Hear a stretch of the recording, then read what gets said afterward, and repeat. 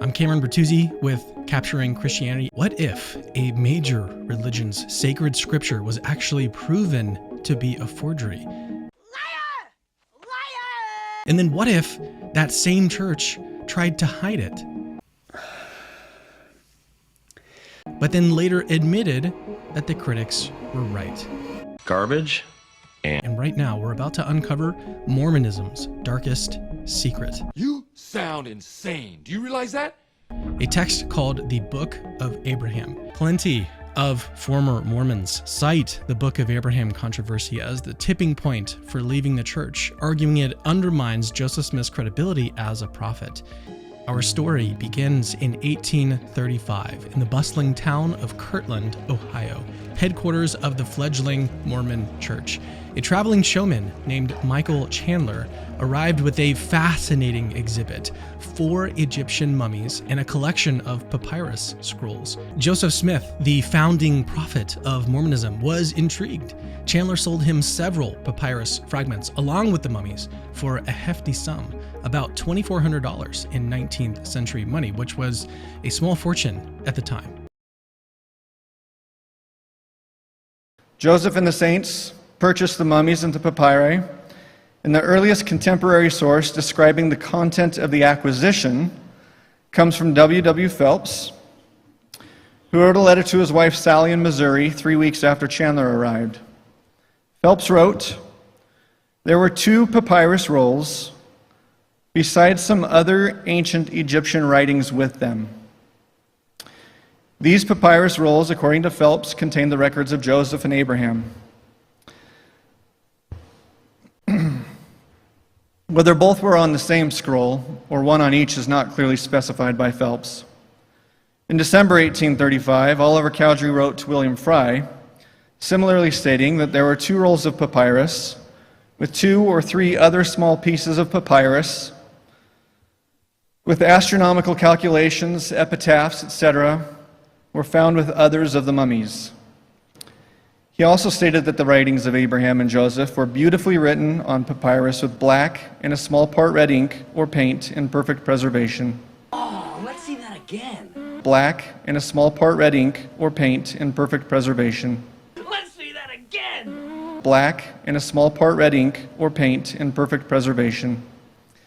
Again, it isn't entirely clear whether both records were on the same scroll or on separate rolls of papyri based on these observations. But Cowdery does state that Abraham and Joseph's writings included black and red ink. Let's look at that again. But Cowdery does state that Abraham and Joseph's writings included black and red ink.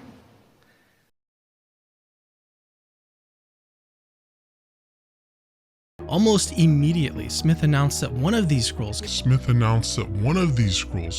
Phelps wrote, "There were 2 papyrus rolls, besides some other ancient Egyptian writings with them." By 1842, some of the fragments of papyri were already preserved in a chest of drawers and framed in glass.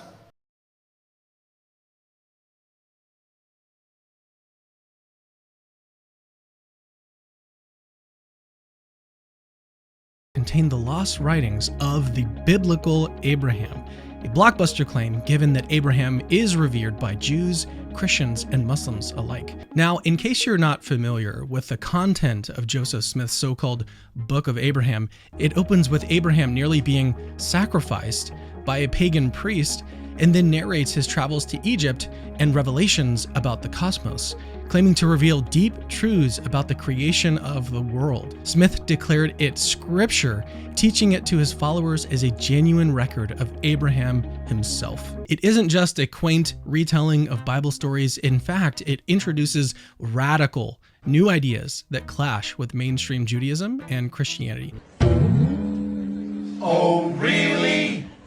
If you believe that this is truly ancient scripture, you're forced to accept doctrines that were unheard of in the 19th century.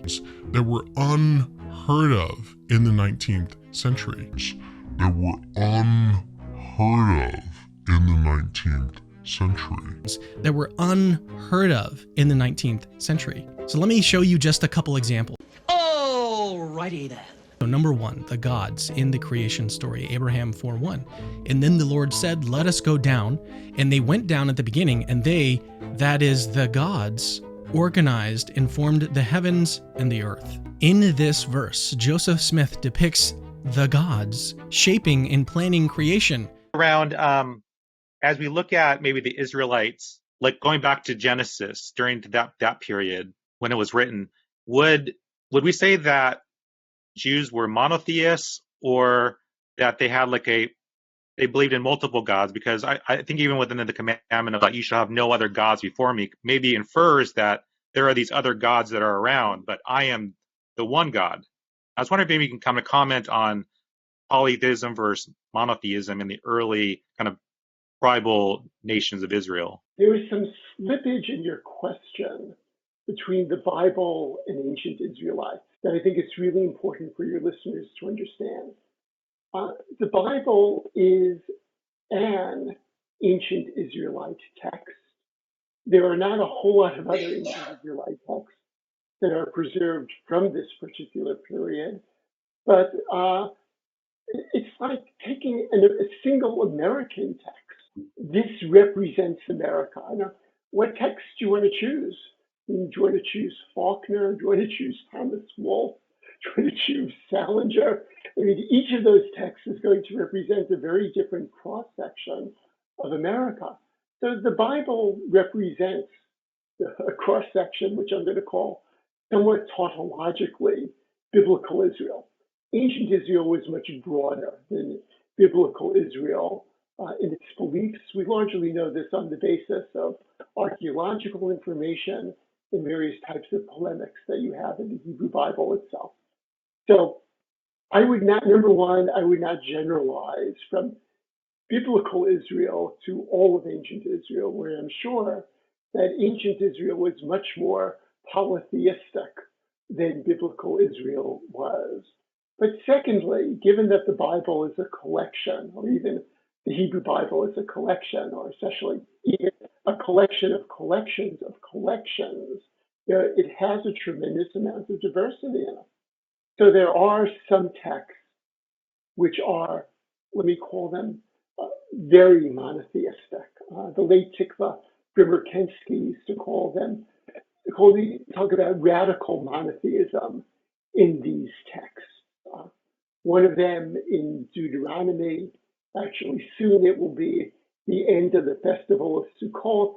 This is a verse from Deuteronomy recited during Simchat Torah, the rejoicing of the law, part at the end of Sukkot. Atah ho'ita ladat, ki Adonai hu ha'Elohim, ein od bilvado. It was proven to you to know that the Lord is the God. There are no others beside him. Okay, that is a super duper radical monotheistic, let's look it up, sorry, Deuteronomy 4:35 is what that is. On the other hand, you have texts like in the Song of the Sea, in Exodus chapter 15, verse 11, Mi chamocha ba'elim Adonai, who is like you among the gods, O Lord. Now, different translations fudge that, like they'll say, among the celestials and so forth. But clearly that is a text that is assuming that there are a variety of deities. And the word that is used is El, which is a standard word in biblical Hebrew for a god with a lowercase g.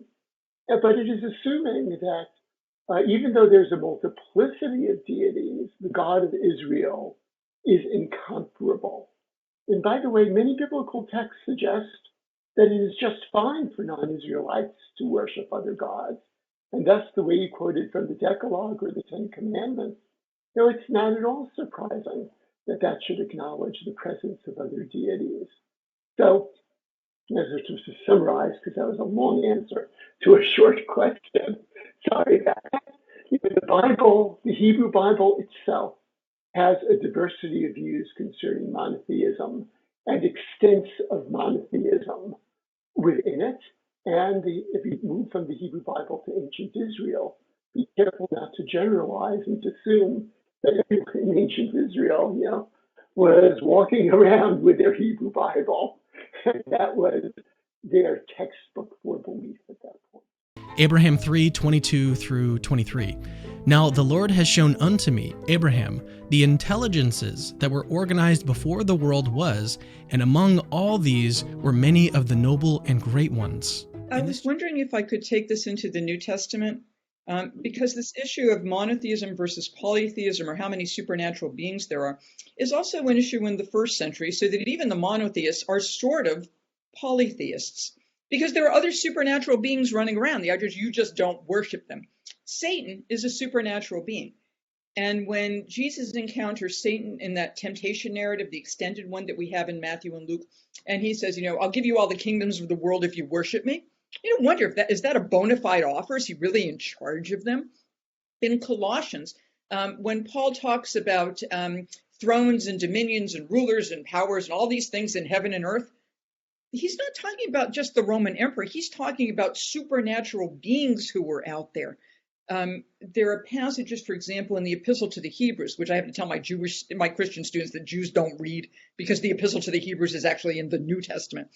The author has to go out of his way to explain that Jesus is not just a super duper angel. He's of a far superior quality. Why? Because some people thought he was a super duper angel, because angels they're floating around out there literally, and they're heavenly beings, and people, when they see them, might fall down in front of them as if they're worshiping them. So even in the first century, the world is replete with supernatural beings. And the question is, where does your loyalty go? Which one are you supposed to worship? This verse and others like it turn Abraham, literally the father of monotheism, into a polytheist. Hey everybody, where does the word monotheism come from? It was first coined in 1660 by a Cambridge Platonist named Henry More. And for More, it was not the antithesis to polytheism, but to atheism.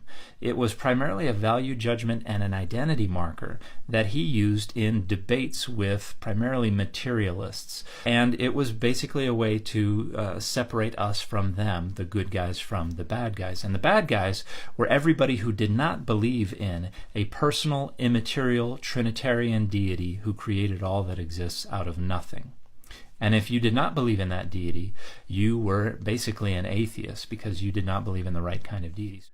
God before the Bible is something you also deal with. And what I mean is the God that we see in the Bible wasn't originally in the Bible. This is something older. Can you briefly tell us about that and how that can maybe shape the picture of how we should view the God of the Bible? Yeah. So the short answer is that the texts that we have in the Hebrew Bible and the New Testament, but particularly in the Hebrew Bible, so Old Testament, were written over hundreds and hundreds and hundreds of years, and they've been reshaped and recrafted over time. But they're drawing on some of them are drawing on much older traditions and mythologies. And so the example that you gave, some Christians read into God saying, let us make man in our own image. They read into that the notion of the Trinity. The Trinity is not even really a proper notion in the New Testament, let alone, obviously, it's not in the Hebrew Bible at all. So, as I was saying, this God of Judaism and Christianity is a post-biblical creation. So the deity that we find reflected in these biblical texts is a deity who was very much part and parcel of a polytheistic system. He was not he wasn't this solitary deity. He was networked into a much broader household, if you like, of deities. We have one particular text in the book of Deuteronomy. It's a very old piece of almost like fossilized poetry that sort of speaks of a mythology whereby Yahweh, who becomes known as the God of Israel, the God of the Bible, was originally a son. He had a dad.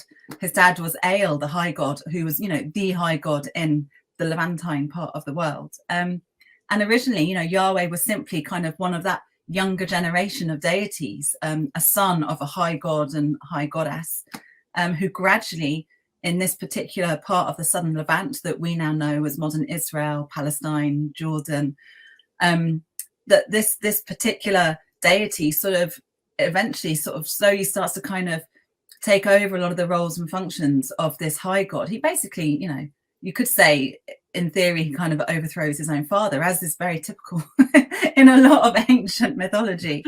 But that's how it starts. So this was a god that originally had a dad, and he had a consort, a wife, the goddess Ashura. And he was, he was the head by get to that time of the Iron Age, so say around about the 9th century BCE. He was pretty much the head of his own local pantheons.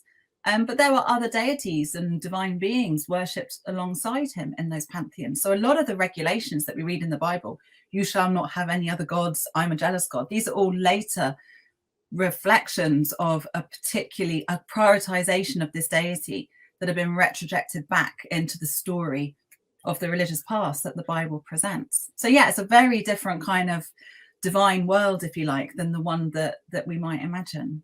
If I were to put a guess on this, because scholars don't like guessing, but for the sake of guessing, because you wouldn't put this in paper and say this is the truth. If you were to put a guess on when that happened, when it became this God, only this God, not even getting into when does he become kind of philosophized outside of space and time, which takes place eventually. When would you say what you're describing there takes place, this regulation to like cut off and become purely monotheistic, if you put a guess on it?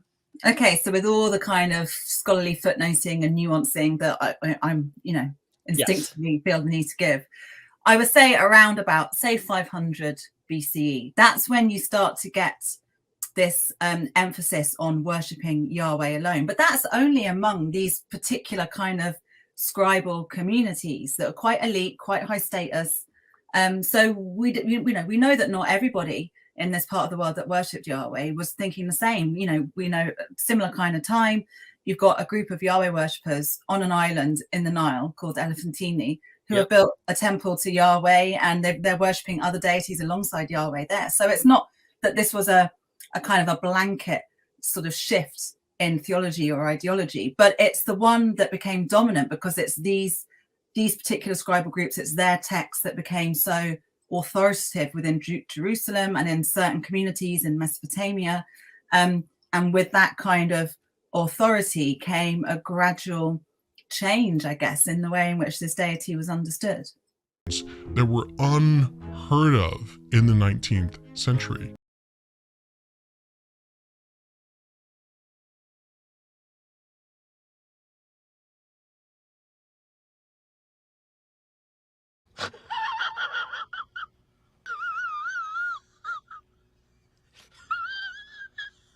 A far cry from the singular, all-powerful God of the Bible. Everybody, there's no monotheism anywhere in the Bible. There is only one God rhetoric, which is intended to emphasize the incomparability of our God in comparison to the insignificance of the other gods.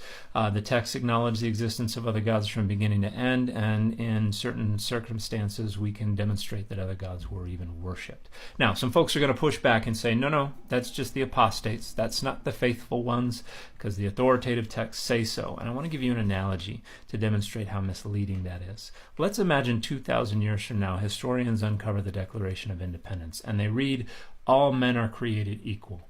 But they also uncover a bunch of material remains that indicate a lot of early Americans owned slaves and didn't let women vote or own property. Are those historians justified in saying, well, look at their authoritative text? The people who wrote this obviously didn't do that. Only the apostate Americans did that. The faithful ones believed all men were created equal. Now let's pull back the curtain on something called the Kirtland Egyptian Papers. Of course. How selfish of me. Let's do all the things that you want to do. This is a set of documents from Joseph Smith's time containing lines of Egyptian symbols from the Book of Abraham papyri. And next to each symbol are entire paragraphs of English translation. Yet Joseph Smith appears to assign whole chunks of text to single characters, suggesting he was reverse engineering his translation. This is exactly what critics like Gerald and Sandra Tanner pointed out in the 1960s when they got copies of these papers. But I will be addressing the primary argument that has been used against the translation of the Book of Abraham for over 50 years now. The substance of this argument has not changed, nor has it been materially improved upon since it was put forth by Grant Heward and Gerald Tanner in 1968. The only noticeable changes to this argument since 1968 has been with respect to the aesthetics in presentation. Oh, geez. My argument in rebuttal to Hewitt and Tanner, and the hundreds of accounts since 1968 by others who have repeated this argument, is that Joseph Smith concretely provided direct evidence in facsimile 2 that he never translated JSP 11, and that the answer has been under our heads this entire time, if we would have taken Hewitt and Tanner's work one step further. Additionally, related to Hewitt and Tanner's work, it should still be noted that more than 50 years later, relatively little work, piecemeal at best, has been done on the Kirtland and Nauvoo Egyptian papers. They've been documented and published now, and that provides the means to study them in depth. While an in-depth investigation of the Kirtland Egyptian papers is beyond the scope of this presentation, I would simply point out a few things. One, Samuel Brown pointed out that W.W. Phelps' interest in Egyptology began as early as July 1834, since he published that, quote, Egyptians could astonish the universe, concealing their arts in mysterious characters or hieroglyphics, end quote. Phelps seemed to have had a strong level of influence with respect to the Egyptian records and manuscripts. Second, in W.W. Phelps' recent biography, Bruce Van Orden noted that Ezra Booth claimed that Phelps had boasted of believing he was a master of 14 different languages. Third, Will Scriver had previously pointed out that some of the Egyptian documents contain foreign characters, including Arabic and cryptic characters like Masonic ciphers. He also pointed out that the relationship between the collection of Egyptian documents is far from clear at this point.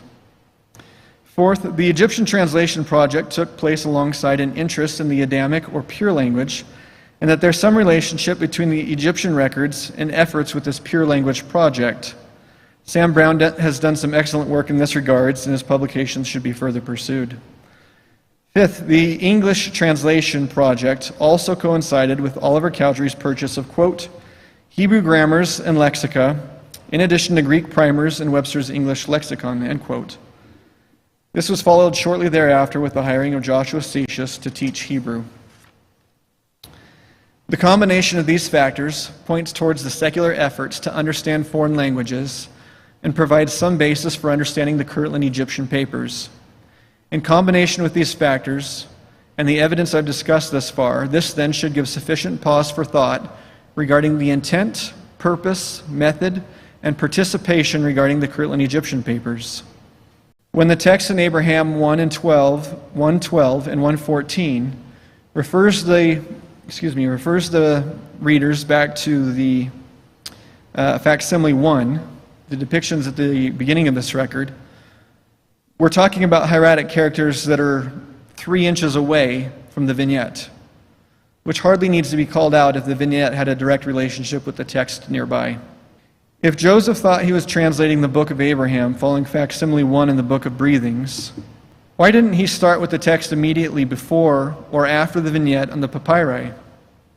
In fact, from the Kirtland Egyptian papers, we have some of these hieratic characters written down on the Egyptian alphabet documents. Let's think clearly about this. We have his notebooks. We literally have them, the Egyptian alphabet and grammar. On the surface, this might sound somewhat plausible, at least to some people. But here's the catch.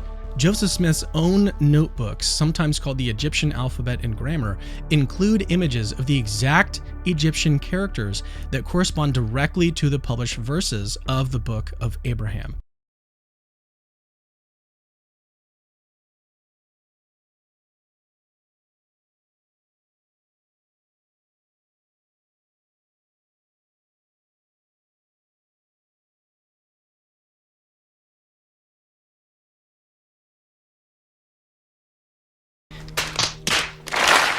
Include images of the exact Egyptian characters that correspond directly to the published verses of the Book of Abraham, with no explanation, translation, or other commentary whatsoever.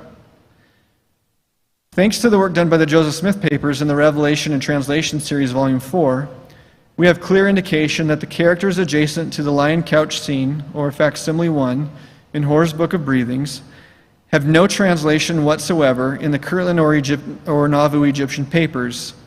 This further points us away from the idea that the text next to facsimile 1 was the basis for the Book of Abraham, but was the project of some other but related effort.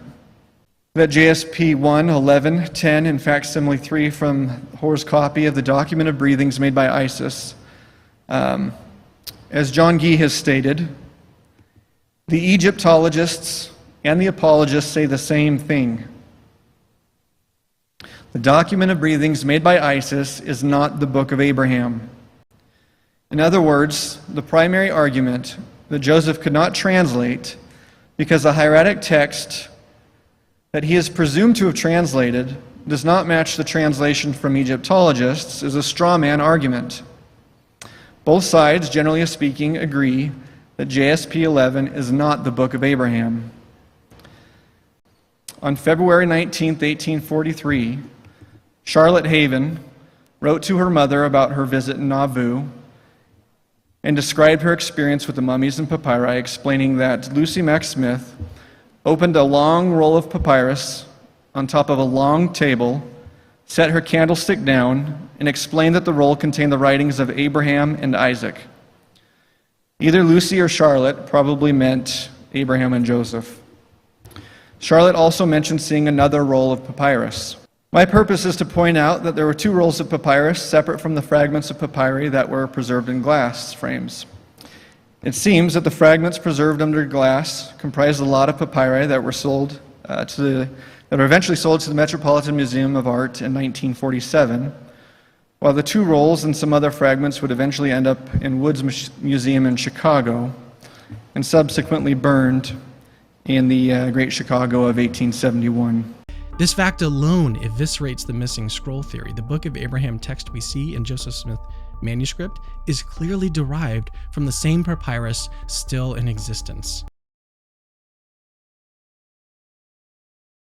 We know from eyewitness accounts that the record of Abraham and Joseph contained black and red ink. Hoare's Document of Breathings made by ISIS has no rubrics or no red ink in any of its extant papyri fragments. This evidence would seem to be a slam dunk. So was Joseph Smith a true prophet, or was he a fraud? Given everything that we've seen, there's only one answer that fits the facts. The fact that JSP 11 is included in facsimile 2, and Joseph explained that he was not at liberty to translate these texts, in combination with all of the other information provided, as well as all the other information provided by other scholars up to this point, leads us to believe that except for those willfully blind, the case is far, far from closed. But if Joseph Smith believed this was truly an authentic ancient document, you'd expect the original papyri to be preserved at all costs. So no later than 1842, a number of papyrus fragments, either ends of rolls that were damaged and or some of the other papyri that Phelps and Cowdery referred to, were preserved in glass frames and cabinet drawers. This is further confirmed 2 years later, and a month before Joseph's martyrdom, when Josiah Quincy Jr. and Charles Francis Adams visited Nauvoo, and Quincy wrote, "Some parchments inscribed with hieroglyphics were then offered to us. They were preserved under glass and handled with great respect." If this really was the lost book of Abraham, the very words of a biblical patriarch, why would it be so casually sold off like a mere curiosity? But did you die? Sometime after Smith's death in 1844. So again. Sometime after Smith's death in 1844. There it is. Let's see that again. Sometime after Smith's death in 1844, his widow, Emma Smith, and other relatives ended up selling the mummies and the papyri to different collectors. Portions of the scrolls were moved around over the years, even lost or destroyed. So then how did Joseph Smith supposedly translate these papyrus fragments that contained Egyptian hieroglyphs, which were still a mystery in America? This is a process. It's a process. It's a process. He insisted this was a divinely guided translation, the same method he'd used to produce the Book of Mormon, and that forces a sobering conclusion about Smith's claim to being a true prophet of God is true. Oh, makes sense. My